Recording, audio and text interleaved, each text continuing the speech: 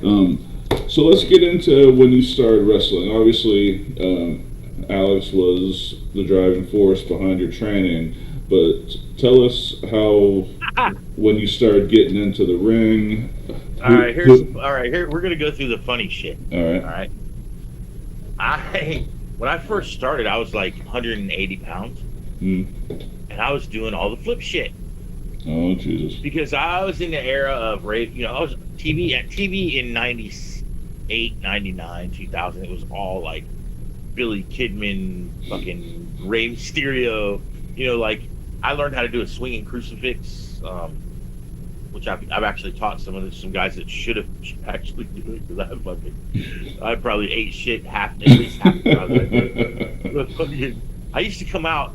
I'm gonna tell you a really funny story, man. Jethro was there that night.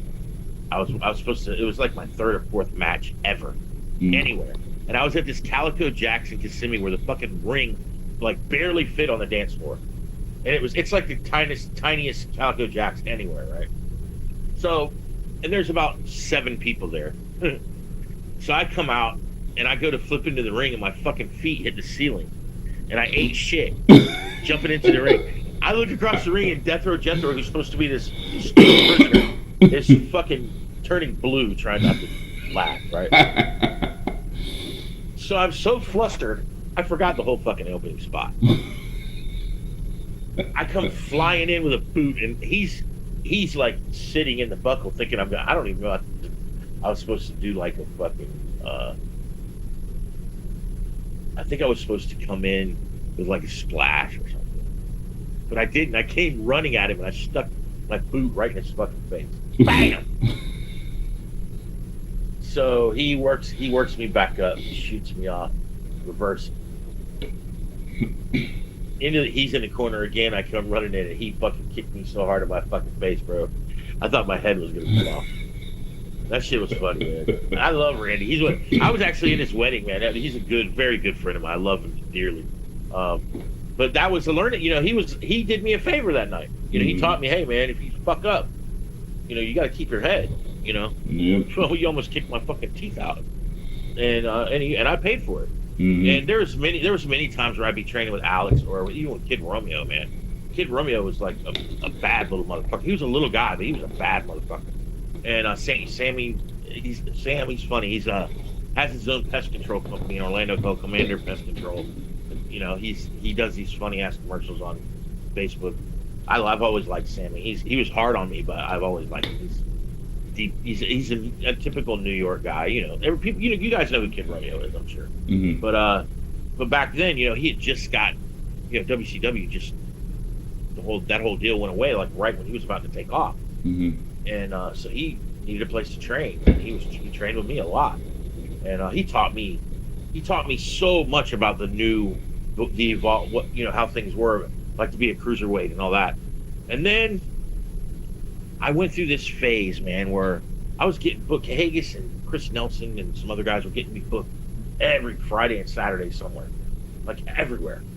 And I was like, first match, second match, first match, second match, babyface, right?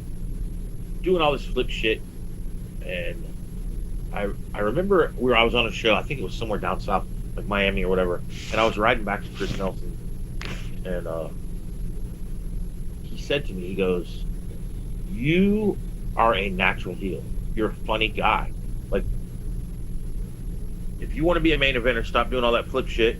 Put on a little bit of size, and do something a little bit different with your look." And as it turns out, we were going to do some show in I think it was Auburndale, somewhere in Polk County where he was from.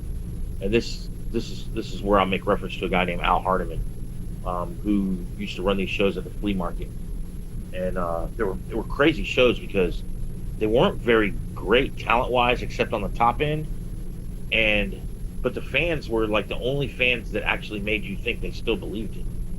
It was it was that kind of vibe, which was very fun to work in front of.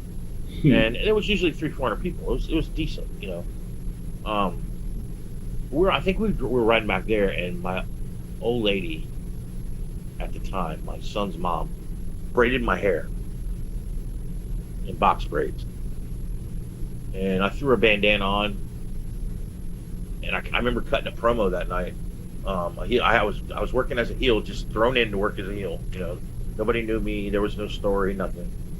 And I went out and I cut this seething promo where I told some guy to tell his old lady if she was looking for dentures. They were soaking in a coffee cup full of Effernan on my nightstand, and fucking just all this crazy fucking shit I was saying to these people.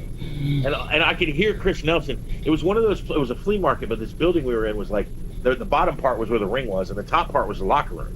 Mm. And you could literally walk all the way around, you know. So it was a very cool fucking vibe, and it was old. Like the building we were in was like this old farmhouse kind of deal, but it was like attached to the flea market, you know. And it was just really cool, man. And I could hear Chris Nelson up in the fucking top, specifically losing it.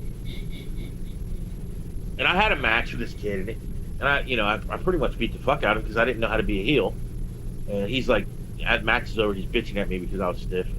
He was right, I probably was. And I say he was a kid. I was 30 years old at the time, or 27 or 28, I don't remember. I was somewhere in that area, and this kid's like 18. So yeah, he's a kid, but he's probably been wrestling like a lot longer than me at the time, you know. And but I beat the fuck out of him, and he got mad. And I remember Chris Nelson just saying, "Hey, do everything you just did, except beat the fuck out of the kid. You need to learn, to work on your punches and some of your heel shit, you know, because I never stomped anybody when I was a babyface. I never, you know." Sure. So it was just that little learning curve, but it didn't take long, man, because I literally went from doing like match 1 to match 2 to being way up the card doing mains and, you know, working with some of the better talent in Florida, Dagan Briggs and Cahagas and, my God, Hack Myers, shit. There was a lot, man. There was Bruce Santee, Frankie, the Heartbreak Express, which was the Davis brothers, Sean Davis and his brother. I was very, very fortunate, man. And the learning curve, you know, it's kind of like when you're in there with somebody that knows what the fuck they're doing, the learning curve becomes it's a lot simpler. Plus, I really took less is more seriously. Mm. I really took that shit seriously because, sure, I could fucking do a springboard, whatever, but why? Right. Let that kid get it in. He's a babyface. Let's get him over. Right. You know, especially when you start getting belts and you start, you know, you're actually winning a lot of your matches.